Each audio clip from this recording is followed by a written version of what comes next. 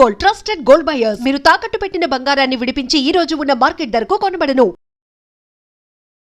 ఇప్పుడు ఇందాక మనం మాట్లాడుకున్నట్టుగా ఈ బోనం కొన్ని సందర్భాల్లో కింద పడిన సందర్భాలు కూడా చూసాము. అంటే పెద్ద పెద్ద వాళ్ళు ఎత్తుకున్నప్పుడు కూడా కింద పడ్డ సందర్భాలు కూడా కొన్ని మనం చూసాము. ఎందుకు ఇలా అవుతుంది? అంటే ఏదైనా కీడు జరగబోతుంది అని చెప్పి అమ్మవారు ఒక హింట్ ఇస్తున్నట్ట మనం ఎలా భావించవచ్చు దాన్ని? అయితే మనం ఒకటి ఏంటంటే మనం కావాలని అజాగ్రత్త చేయొద్దు. కావాలని చేస్తే అది చాలా తప్పు, సృష్టికి విరుద్ధం. తెలిసి తెలియక ఎవరన్నా తోపులాటలనో ఎవరినన్నా లేకుంటే కాలు జారో లేకుంటే ఇంకేదైనా అయ్యో ఒకవేళ కింద పడితే దానికి తప్పేముండదు. దాన్ని ఇంకా మీరు భూతద్దంలో పెట్టి చూస్తే మాత్రం ఏమో అంటారు చూడండి, అనుమానం పాతరోగం అంటారు కదా, అనుమానం పాతరోగం. ఇక అదే మనము ఊహించుకున్న కొద్దీ మనకన్నీ నెగటివ్సే వస్తాయి. ఇంకా అట్లా ఊహించుకోకండి. భూమాత స్వీకరించిందని అనుకోండి, ఎక్కడున్న తల్లే. మీరు కావాలని చేస్తే తప్పు. ఇప్పుడు అలాంటి సందర్భాల్లో ఒకసారి పడిపోయింది అనుకోండి, మళ్ళీ మనం తిరిగి వెళ్ళి ఇంకొక బోనం తయారు చేసుకొని అమ్మవారికి నివేదన చెయ్యాలా? చెయ్యాలి. ఇంకొదిలేయాలా ఆ సంవత్సరం? లేదు, చెయ్యాలి. నీకు సాధ్యమైనంత వరకు చెయ్యండి. సాధ్యం లేని వాళ్ళు ఒక జోడ కొబ్బరికాయలు కొట్టి, తల్లి తప్పుంటే క్షమించు, ఓపికంటే చెయ్యొచ్చు. అమ్మవారికి భోజనమే కదా, పిడికడ బియ్యం పెట్టి భోజనం పెడితే చాలు, ఆమె పులకరించిపోతుంది. పాలకాయ కొడితే సంతోషపడుతుంది. కాబట్టి అట్లా ఉన్న అవకాశం ఉంటే చేయొచ్చు. అవకాశం లేని వాళ్ళు దండం పెట్టి మళ్ళా సంవత్సరం కూడా చేయొచ్చు. అటువంటి తప్పేం లేదు. కావాలని మాత్రం చేయకండి. ఎక్కువ అంటే ఏమంటారు చూడండి, తోటోడు తొడగోసుకుంటే మెడగోసుకుంటా అంటే కాదు. ఇక ఏమంటారు వాళ్ళని చూసి వీళ్ళు పోయి ఇట్లా ఉరుకులాట పోయి అట్లా చేస్తే కాదు, తప్పు. అది చాలా తప్పు. శాంతంగా ప్రశాంతంగా అమ్మవారికి బోనం ఎక్కించి అమ్మవారిని మంచి మనసారా అందరు కళ్ళు మూసుకొని మొక్కుతారు. ఎప్పుడైనా కళ్ళు మూసుకోవద్దు. గుడికి పోయినప్పుడు కళ్ళు పెద్దగా చేసి అమ్మవారిని మంచిగా చూడాలి. అమ్మవారు ఎప్పుడు మనం ఎప్పుడు చూడలేము. ఆ దేవతని మనం కళ్ళారా చూడాలంటే 1000 కళ్ళు కూడా సరిపోవు అంటారు కదా. కాబట్టి మనం కళ్ళు మూయొద్దు. ఎప్పుడైనా సరే ఏ టెంపుల్ కన్నా పోండి, కళ్ళు మూయొద్దు. మంచి నిండుగా కళ్ళు భారీగా తెరుచుకొని అమ్మవారిని చూసి నింపేసుకోవాలి. కళ్ళు మూస్తే మళ్ళా నువ్వు ఇంటికి పోయినా కళ్ళు మూస్తే ఆమె కనిపించాలి. అట్లా అంటే ఇప్పుడు కళ్ళు తెరిచి నింపుకొని వెళ్ళాలి, ఇంటికి వెళ్ళిన తర్వాత కళ్ళు మూస్తే ఆ రూపం తెలియాలి. అంతే, అట్లా భావన చేసుకొని మనం చూడాలి. అంతే. అప్పుడు ఆ తల్లి ప్రతి ఒక్క అలంకరణ, ప్రతి ఆమె ఎట్లా నవ్వుతుంది చూడండి, మీకు ఆ తల్లి రూపంలోనే తెలుస్తుంది. ఆ తల్లి స్మైల్ మిమ్మల్ని చూసి స్మైల్ ఇస్తుంది అనుకోండి, కంపల్సరీ మీకు ఏదో ఒకటి జరుగుతుంది, శుభం. నిజమా? అది వాస్తవం. కొన్ని సందర్భాల్లో అలా అనిపిస్తుంది విగ్రహమూర్తులను చూస్తున్నప్పుడు. ఖచ్చితంగా. ఇప్పుడు కొంతమందికి ఆమె ఒట్టిగానే కనిపిస్తుంది, నవ్వనట్టే, ఇట్లా ఏదో ఉన్నట్టే, నార్మల్ గా ఉన్నట్టుగా. ఒక్కొక్కసారి చూడండి నవ్వుతున్నట్టు, ఇంకా స్మైల్ మనం ఇంకా నువ్వు పరిశీలించి చూస్తే ఇంకా స్మైల్ ఇస్తున్నట్టు, కొన్నిసార్లు మననే చూస్తున్నట్టు, అట్లా కంపల్సరీ ఉంటది. ఇప్పుడు అమ్మవారికి బోనం ఎంత ప్రాధాన్యతో అమ్మవారికి చీర, గాజులు, సారే అంటారు, వడిబియ్యం అంటారు, ఇవన్నీ కూడా తీసుకెళ్తూ ఉంటారు. అంటే ఇది ఒక కుటుంబంలో ఆచారం లాంటిది ఏమైనా ఉంటేనే తీసుకెళ్లాలా, లేదు అని అంటే ఎవరైనా తీసుకెళ్ళొచ్చా? అది మన ఇష్టం. అది ఎందుకంటే అమ్మవారికి మనము ఒక ఆడపడుచు లెక్క, మన ఇంటి ఆడపిల్ల లెక్క మమ్మల్ని ఎప్పుడు కాపాడు తల్లి, నీకు మా ఇంటి నుంచి చీరే, సారే అన్ని ప్రతి ఒక్కటి కూడా గాజులు, మల్లె పువ్వులు, ఏదైనా సరే పువ్వులు, ఫలాలు అన్నీ కూడా నీకు తెచ్చి నీకు నివేదన చేస్తాం అన్నట్టుగా అమ్మవారికి మనం మొక్కిన కోరికలు గిట్ల ఏమైనా నెరవేరాలి అని చెప్పి కూడా మొక్కుతారు. మొక్కిన తర్వాత వాళ్ళకి సిద్ధి అయిన తర్వాత వాళ్ళు వచ్చి వడకంగా వడివాళ్ళు, కోడి పిల్లలు, యాటపోతులు, వాళ్ళకి ఇష్టం ఉన్నది కూడా సమర్పించుకుంటారు అనమాట. ఇప్పుడు ఇది సాంప్రదాయం ఉందా, ఈ బలులు ఇచ్చే సాంప్రదాయం? ఉంది కదా. కానీ చాలా మంది ఈ బలి సాంప్రదాయం లేదు అని అంటుంటారు కదా. ఉన్నాయి, ఎవరి సాంప్రదాయాలు ఎవరి కట్టుబాట్లు వాళ్ళకు ఉన్నాయి. కానీ ఇప్పుడు ఈ కొంతమంది పూజారులు అయినా సరే తెలిసి తెలియకను ఇక వాళ్ళు సిస్టమేటిక్ అని మార్చేస్తున్నారు అనమాట. అసలు పోషమ్మ గుళ్ళల్లా, ఎల్లమ్మ గుళ్ళల్లా, మాంకాలమ్మ గుళ్ళల్లా అప్పట్లో పంతులు లేకపోతుండే. ఏంది జోగినీళ్ళతోటి, కుమ్మరి వాళ్ళతోటే అమ్మవారి సేవ, హారతి అది ఇప్పించట. వాళ్ళు ఎందుకని ప్రత్యేకించి గ్రామ దేవతలకు వీళ్ళే ఉంటారు? బడుగు బలహీన వర్గాలు ఉంటాయి కాబట్టి వాళ్ళ దేవతలు అంటే పోషమ్మ, ఎల్లమ్మ, మైసమ్మ.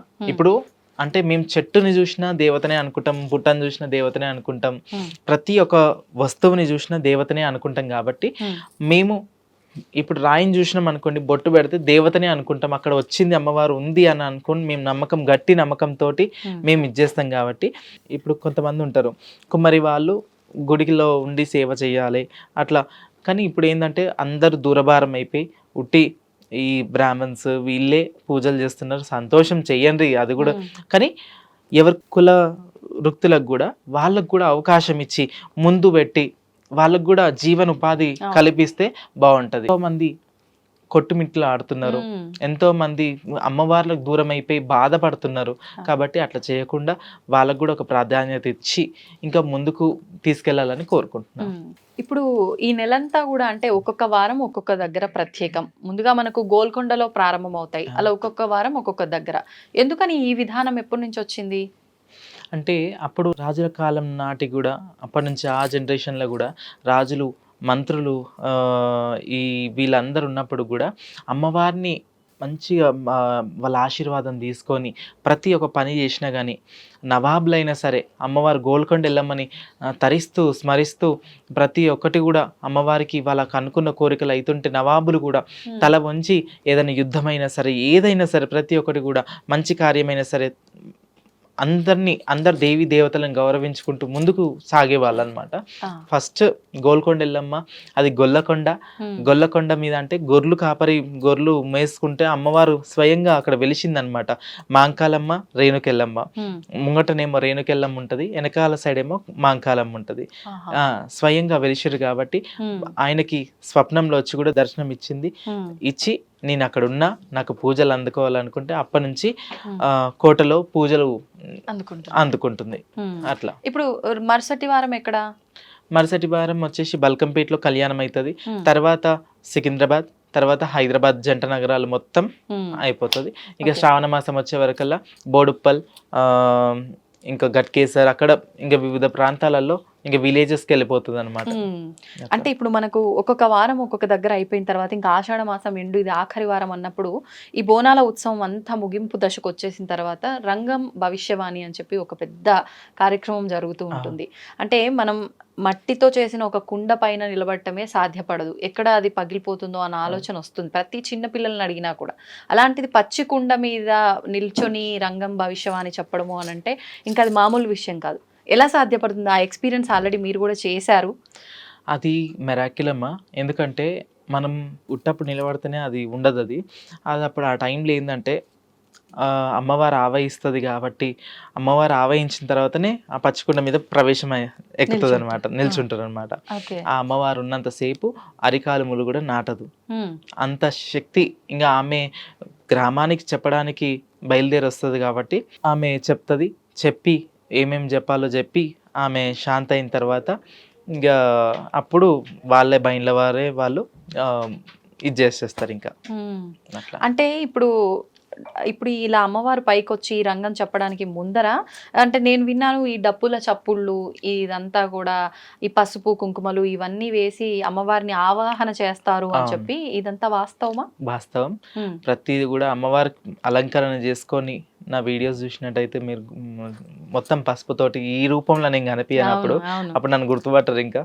ఎందుకంటే అమ్మవారు ప్రతి రూపం లెక్క మేము అలంకరించుకొని అమ్మవారి మేము పూలదండలు లేకుంటే వాళ్ళు గుడి వాళ్ళు మాకు వడకంగా వడివాళ్ళు పోసి చీరలు సారలు పెట్టి అంటే ఆడపడుచుని ఇంకా వాళ్ళ ఇంట్లోకి తీసుకెళ్ళి ఇంకా చేసిన తర్వాత అలంకరణ చేసిన తర్వాత పచ్చికుండ కాడికి వస్తామన్నమాట. ఆ తర్వాత ఆవాహన చేసి ఇప్పుడు బయళ్ళ వాళ్ళు ఉంటారనమాట, వాళ్ళు దండకాలు వేసుకుంటే అప్పుడు రప్పించి తర్వాత పచ్చికుండ ప్రవేశం చేస్తుంది. మీకు గుర్తుంటుందా ఇదంతా? అవన్నీ గుర్తుండదు. ఎప్పుడైతే మేము ఇంకా మాకు బియ్యం పోసేది ఒకటి కరెక్ట్గా గుర్తుంటుంది, తర్వాత ఈ పచ్చికుండ కాడికి వచ్చిన తర్వాత మొత్తం అన్కాన్షియస్ అయిపోతాం. ఇంకా అంటే తర్వాత కూడా అయిపోయిన తర్వాత అమ్మవారు వెళ్ళిపోయిన తర్వాత కూడా మీకు ఇదంతా ఏం గుర్తుండదు? ఇవన్నీ గుర్తుండదు. ఇంకా మేము ఏంటంటే ఇప్పుడు వీడియోలలో చూస్తున్నాం, వీడియోలలో చూసుకొని అరే ఇట్లా చెప్పిందమ్మా, ఇట్లా చెప్పిందా అమ్మవారు అనేసి మేము కూడా విని తరిస్తుంటాం. మేము వాళ్ళకు మంచి చెడులు కూడా అవి చూసి కూడా విని కూడా చెప్తాం. అంటే ఇట్లా చేసుకోండి ఈసారి అమ్మవారు ఇట్లా చెప్పిందంటే వాళ్ళు కూడా ఎంతో మంది వేలాది మంది లక్షలాది మంది కోట్లాది మంది భవిష్యవానికి వెయిట్ చేసి అవును. టీవీల ముందు కూర్చుంటారు. అంటే చాలా మంది ఇదంతా మూఢనమ్మకం అన్న ఆలోచన ఉన్న వాళ్ళు కూడా ఈ భవిష్యవాణి చెప్తున్నారు పచ్చికుండ పైన ఈ రంగం కార్యక్రమం జరుగుతుంది అంటే ఖచ్చితంగా అలర్ట్ గా ఉంటారు అందరు అక్కడ. అవును. ఖచ్చితంగా అంటే టీవీల ముందే అవ్వచ్చు, లైవ్ లో ప్రత్యక్షంగా వచ్చే వాళ్ళైనా అవ్వచ్చు, అందరు అలర్ట్ గా ఉంటారు. అవును అలర్ట్ ఉంటారు. అయితే అమ్మవారు 3 పదాలైనా సరే ఏం చెప్తుంది ఇట్లా చెప్పే విధానాన్ని అందరూ ఇంకా పాటించుకుంటారు అనమాట. ఇప్పుడు ఆడపిల్లలైనా సరే, పెళ్ళిళ్ళు కాని వాళ్ళైనా సరే, యువకులైనా సరే, యువత కూడా ఇప్పుడు ప్రతి ఒక్కరికి కూడా అమ్మవారు సమాచారం ఇస్తే ఆ సమాచారంలో మనం ఏంటంటే అది విన్నాక కూడా మనం నడుచుకుంటే అమ్మవారు చెప్పినట్టు నడుచుకుంటే ప్రతి ఒక్కరికి 100% సక్సెస్ అనేది వస్తుంది. ఓకే. అంటే ఈ ఏడాదంతా ఏం జరుగుతుందో చెప్తారా, లేకపోతే ఏదన్నా అమ్మవారు వాక్ ఆమె చెప్పాలనుకున్న విషయం 1, 2 చెప్పి వెళ్ళిపోతారా, ఎలా ఉంటుంది ఇదంతా? అయితే ఒకటి గుడి విషయం చెప్తుంది అమ్మవారు, తర్వాత ఆ ప్రాంతంలో ఏమేం జరుగుతుంది, ఏం సంగతి, ఏం తక్కువైతుంది అమ్మవారికి అనేది ఒక విషయం చెప్తుంది. మళ్ళా ఏంది ఇప్పుడు నెక్స్ట్ ఏం అవంతరం వచ్చేది, అవంతరాలు ఏమైనా వస్తున్నాయా, వర్షాలు పాడి పంటలు అవన్నీ సవ్యంగా ఉంటాయా, అది ఒకటి మనం అడిగే ప్రశ్నలు బట్టి ఇప్పుడు ఎదుటి మనిషి అక్కడ మైక్ పట్టుకొని నిల్చొని అడుగుతారు కదా, ఆ ప్రశ్నలకు సమాధానం ఇయ్యనికి అమ్మవారు వస్తుంది అనమాట. అంటే క్వశ్చన్ అడుగుతూ ఉండాలి, ఎలా ఉంటుంది, ఎట్లుంటది, మరి మళ్ళీ పాడి పంట ఎట్లుంది తల్లి, ఏం సంగతి, మళ్ళీ ఇప్పుడు ఏమైనా ఉందా అంటే అప్పుడు అమ్మవారు చెప్పడం జరుగుతుంది అనమాట. అంటే ఇప్పుడు ఇది కూడా ప్రత్యేకించి ఈ రంగం చెప్పే విధానం కూడా పోతురాజులు ఎలా అయితే వంశపారంపర్యంగా ఉన్నారో వాళ్ళు కూడా అలా వంశపారంపర్యంగా ఉండే వాళ్ళు ఉంటారా, లేదంటే జోగిని వ్యవస్థలో ఉన్న వాళ్ళే చెప్తారా? అయితే కొంతమంది ఏంటంటే ఇట్లా అంటే వంశపారంగా కూడా ఉన్నారు. కొంతమంది ఏంటంటే ఇప్పుడు గురువులు ఉపదేశించి గురువుల ద్వారా కూడా ఇప్పుడు మాకు గురువులు ఉన్నారు, మాకు గురువులు ఉపదేశించి మాకు గురువులు నిలబెట్టి అంటే మాకు బైన్ల భారతమ్మ అనేసి షామీర్పేటలో ఉంటారు, ఆమె మా గురువు గారు, మాకు రంగం సెలవిచ్చిన ఆమె. ఇక మాకు కూడా ఉపదేశాలు దానికి కూడా పెద్ద ప్రాసెస్ ఉంటుంది అనమాట. ఉట్టినే ఎక్కొద్దు, కొంతమంది తెలిసి తెలియక ఎక్కినా కానీ కొంచెం ఆటంకాలు కూడా అవుతాయి అనమాట. కాబట్టి ఇవన్నీ కూడా దృష్టిలో పెట్టుకొని అందరినీ సంప్రదించుకుంటూ ప్రతి ఒక్క కులానికి ప్రతి ఒక్క పనిబాటలలో కూడా మంచి మర్యాద అన్ని ఇచ్చుకుంటూ పద్ధతులు తెలుసుకొని ఎక్కాలి. ఆటంకాలంటే ఏం జరుగుతుంది అంటే కొన్ని ఏంటంటే ఎక్కగానే హెల్త్ ఇష్యూస్ రావడము, మొత్తం కొలాప్స్ అయిపోవడము, మన ఇంట్లో ఏదైనా డిస్ట్రాయ్ ఏదన్నా ఒకటి విపక్తులు జరగడము, లేదంటే హెల్త్ మొత్తం బాగుండకపోవడము అటువంటివి జరుగుతాయి అన్నమాట. అది ఎంత మంచిదో అంత ఇది కూడా, ఎందుకంటే అది చాలా ముఖ్యమైన ఘట్టం, అది ఎవరికి సాధ్యం కాదు. ఫస్ట్ ఆఫ్ ఆల్ అది ఎక్కడం అంటే అమ్మవారికి అదృష్టం చేసుకొని ఉండాలి ఫస్ట్ ఆఫ్ ఆల్. అంతే అంతే. మామూలుగా శిగం వేరే ఉంటది, ఆ రంగం భవిష్యవాణి వేరే ఉంటది. Okay okay. ఎవరో ఒక ఆవిడ ఎవ్రీ ఇయర్ తనే చెప్తుంది అని చెప్పి, మెయిన్ తనే అని చెప్పి నేను విన్నా. అంటే తన ఏమన్నా వంశపారంపర్యంగా వచ్చిన ఆవిడ? వాళ్ళైతే 4 ఫ్యామిలీస్ అంట, 4-5 ఫ్యామిలీస్ నుంచి వచ్చిరంట. వాళ్ళ అక్కలు వాళ్ళ నానమ్మ వాళ్ళ తరఫు నుంచి వచ్చినారు వాళ్ళంతా. స్వర్ణలత గారు. ఇప్పుడు అంటే ఇప్పటికి చెప్తున్నారా? చెప్తుంది. ఇంకా మాకేందంటే మాకు ఒక డ్యూటీ లెక్క అనమాట. ప్రతి సంవత్సరం ఇంకా మేము చెప్పవలసిందే, ఎక్కవలసిందే. ఎవరు ఏమన్నా విమర్శించినా, నాస్తికులు విమర్శించినా, ఎంతో మంది కామెంట్లు చేసినా, ఏది చేసినా కానీ మా సాంప్రదాయం మేము చేయవలసిందే. మా వృత్తి ధర్మం, మాకు ఈ వృత్తి ఇచ్చి పంపించింది. ప్రతి ఒక్కరికి ఒక్కొక్క డ్యూటీ ఉంటుంది కాబట్టి మాకు ఒక డ్యూటీ ఇచ్చి పంపించింది అంతే. ఇంకా మేము చెప్పవలసిందే అది. ఇంకా ఓకే. ఇప్పుడు అంటే చాలా మంది జోగినిలు, ఈ శివసత్తులు వాళ్ళు స్వంతంగా వాళ్ళ ఇంటి బోనం వాళ్ళు ఎత్తినప్పటికీ మీరు అన్నట్టుగా 3-5 ఇళ్లలోంచి బియ్యం తీసుకొచ్చి బోనం వండటం ఇదంతా ఒక ఎత్తు అయితే, మా ఇంట్లోంచి మీరు వచ్చి మా బోనం మా ఇంట్లోనే చేసి తీసుకెళ్లి అమ్మవారికి నివేదన చేయడం మా తరఫున అలా కూడా చేస్తారని విన్నాను. అలా చేస్తుంటారా? చేస్తాం, ఖచ్చితంగా చేస్తాం. ఎందుకంటే మీకు పిలుచుకోవాలి, అమ్మ వాళ్ళని పిలుచుకోవాలి, బోనం ఎత్తే బాగా బోనం ఎత్తుకుంటది, ఆమె అడుగు మంచిది అని కూడా కొంచెం సెంటిమెంట్స్ ఉంటాయి అన్నమాట. అట్లా కూడా పిలుచుకొని ఇంకా మాకు జోగిన్లైనా శివశక్తులైనా అని ఇక మాకు ఈ టైంలో మాకు మంచి ఒక పెద్ద పీఠం వేసి మాకు వడి బియ్యము అన్ని కూడా పోసి మాకు ఒక ఆడపడుచులాగా మాకు అన్ని సారా సీరా అన్ని కూడా పెట్టి ఇంకా మాకు బోనం ఎత్తేయడం జరుగుతుంది. వాళ్ళకు కూడా ఇంకా సంతోషం అనిపిస్తుంది. వాళ్ళకు అనుకున్న పనులు కూడా నెరవేరుతుంటాయి అనమాట. నెరవేరిన కొద్దీ ఇంకా మమ్మల్ని కూడా అట్లా పిలుస్తుంటారు, రెగ్యులర్గా మమ్మల్ని పిలిచి ఆ బోనం అనేది సమర్పిస్తుంటారు అనమాట. ఓకే. ఓకే. ఇప్పుడు చాలామంది అంటే జోగిని వ్యవస్థలో, ఈ శివసత్తుల వ్యవస్థలో ఉన్న వాళ్ళు ఉన్నారు. ఇప్పుడు మీరు అన్నట్టుగా ఒక మంచి ఆతిథ్యము, మర్యాద, ఒక అమ్మవారే మా ఇంటికి వచ్చింది, మా ఆడపడుచు మా ఇంటికి వచ్చింది అనే భావం చేస్తారు. అంటే ఈ నెలంతా కూడా ఈ హడావిడి ఉన్నంత వరకే ఉంటుంది, తర్వాత మమ్మల్ని పట్టించుకునే వాళ్ళే ఉండరు అని చెప్పే వాళ్ళు కూడా ఉంటారు. ఇది వాస్తవమా? అంటే ప్రభుత్వములు ఇప్పటివరకు మనం చూసుకున్నట్టయితే సికింద్రాబాద్ అయినా ఎక్కడైనా బల్కంపేట అయినా సరే ప్రతి దగ్గర నిర్లక్ష్యం చేసుకుంటూనే వచ్చారు. ఇప్పుడు మన కమిటీ వాళ్ళు మాట్లాడుకొని మొన్న మీటింగ్స్ అయినాయి అనమాట. ఆఖరిసారి కూడా కొంచెం ఏదో ఇలాంటి ఇబ్బందులు జరిగినట్టున్నాయి కదా. లాస్ట్ ఇయర్ కూడా అలానే అయ్యింది. ఇక చేస్తాం అంటారు కానీ ప్రాధాన్యత ఇంకా ఇయ్యర్ అనమాట. అప్పుడే ఇంకా మమ్మల్ని గుర్తించినట్టే గుర్తిస్తారు. తర్వాత ఒక సంవత్సరంలో ఈ ఒక్క నెల, ఈ నెలనే ఇదంతా డ్రామా ఇది అవుతుంది. ఇంకా ఇక ఈ దానికోసం మాకు ఏంటంటే మాకు ఏం అవసరం లేదు, పైసా అవసరం లేదు, బంగారం అవసరం లేదు, మేమేం అడుగుతలేము. ఒట్టి అమ్మవారి దర్శనం భాగ్యం కావాలి. ఆ రోజు నాడు మాకు దర్శనం ఇస్తే మాకు అమ్మవారిని చూసుకొని తరిస్తాం, అమ్మవారిని చూసుకొని తరిస్తాం కదా. ఒక్కటి మా కంటి చూపు చూస్తే చాలు. ఆ తల్లి బల్కంపేట వెళ్ళమని చూస్తే మా కష్టాలు, మా బాధలు, మాకంటూ అంటే ఎవరున్నా ఎవరు లేకున్నా కానీ మాకు మేమే సాటి అన్నట్టు, మాకు అమ్మవారు తప్ప ఎక్కువ అటాచ్మెంట్ ఎవరు ఉండరు. కాబట్టి ఆ అమ్మవారిని ఒక 5 నిమిషాల దర్శనంకి కావాలనేసి ఒక పోరాటం చేశాము. అయితే ఓకే, సక్సెస్ అయింది. ఇప్పుడైతే మాకు ఒక క్యూ లైన్ ఏర్పాటు చేస్తా అని చెప్పారు. శివశక్తులకి ప్లస్ జోగినిలకు ఏర్పాటు చేస్తా అని చెప్పారు. ప్రాసెస్ ఇష్యూ చేస్తున్నారు. ఇంకా చూడాలి ఇంకా ఎట్లా ఇప్పటివరకు ఇంకా అవ్వలేదా, ఇష్యూ చేయలేదు. అదే మాకు ఒక పేర్లు అవన్నీ తీసుకున్నారు. ఇంకా ఎట్లా చేస్తారనేది తెలియదు ఇంకా. ఓకే. అంటే ఇప్పుడు ఈ జోగిని వ్యవస్థ కూడా వంశపారంపర్యంగా వస్తుంది అని చెప్పి కొంతమంది చెప్తూ ఉంటారు. వాళ్ళు వివాహమే చేసుకోకుండా అంకితం అయిపోతారు. మరి వాళ్ళకు వంశపారంపర్యంగా ఎవరు వస్తారు? ఇప్పుడు కొంతమంది అంటే దత్తత తీసుకునే వాళ్ళు ఉంటారు, అసలు వివాహం చేసుకోకుండా ఉన్నప్పుడు వాళ్ళ వంశపారంపర్యం ఎలా కంటిన్యూ అవుతుంది? అయితే అప్పట్లో రాజులు పటివర్ల సమయంలో ఏం చేసేవారంటే, ఇప్పుడు ఒక మహిళ అంటే బలహీన వర్గాల అంటే మహిళలు ఉంటారు కదా. ఇప్పుడు మనం ఎస్సీ ఎస్టీ మనం క్యాస్ట్లను చూసుకున్నట్టయితే ఇప్పుడు వాళ్ళ ఇళ్ళల్లో ఎల్లమ్మ దేవత వచ్చేది, అట్లా జోగినిగా అట్లా అయ్యేదన్నమాట. అట్లా చేస్తే ఇక వీళ్ళు ఏం చేసేదంటే, రాజులైనా పటివార్లైనా ఏం చేసేదంటే ఆడపిల్లని పట్టుకొని అవహేళనగా చేసి శారీరకంగా మానసికంగా హింసకి గురి చేసి అట్లా చేసేవారు. అప్పటి జనరేషన్లో అట్లా అయిపోయింది. ఇక అట్లా ఒక్కొక్క ఇట్లా ఇది అయిపోయింది అనమాట. అలా వచ్చేవారు. ఓకే. ఇప్పుడున్న వాళ్ళ కూడా చాలా మంది జోగినీలు వాళ్ళ వారసత్వంగా కొంతమందిని దత్తత తీసుకున్నారు అని చెప్పి వింటూ ఉంటాం. అలా మీరు కూడా ఒక పాపని దత్తత తీసుకున్నారని చెప్పి విన్నాను. వాస్తవమా? వాస్తవమ్మా. 3 months బేబీని తీసుకున్నాను. ఇప్పుడు 3 years అమ్మాయికి.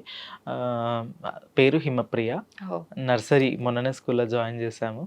ఇక ఒక ఆడపిల్లకు మంచి ఫ్యూచర్, బ్రైట్ ఫ్యూచర్ ఇవ్వాలని నాకు ఒక కోరిక. అది మాత్రం ఫుల్ఫిల్ అయింది. ఇంకా స్టడీస్ చేయించి మంచి ఒక అంటే ఒక ఏజ్ వచ్చిన తర్వాత అబ్బాయికి ఇచ్చి మంచి పెళ్లి చేయాలి, నాకంటూ ఒక ఆడపిల్ల ఉంది అని గర్వంగా చెప్పుకోవడం కోసం నాకంటూ ఒక ఆడపిల్ల అంతే. ఇంకా అంతే. అంటే అందరూ అమ్మ రూపంలో భావించిన సొంతంగా నాకు ఒక కూతురు ఉండాలి అనే ఒక ఆలోచన. మరి ఇప్పుడు మీరు అన్న మాట బాగుంది. ఏ తల్లికైనా వాళ్ళ కూతురు కొడుకు వాళ్ళు మంచిగా చదువుకోవాలి, ఒక స్థాయికి వెళ్ళాలి, వివాహము పిల్లలు అలా ఉంటుంది. మీకు అలాంటి ఆలోచన ఉంది. తను ఒకవేళ మీ ఆచారాన్ని సాంప్రదాయాన్ని కంటిన్యూ చేయాలనుకుంటుందేమో, దాన్ని మీరు అంగీకరిస్తారా? ఒకవేళ లేదు, కౌన్సిలింగ్ ఇస్తాం.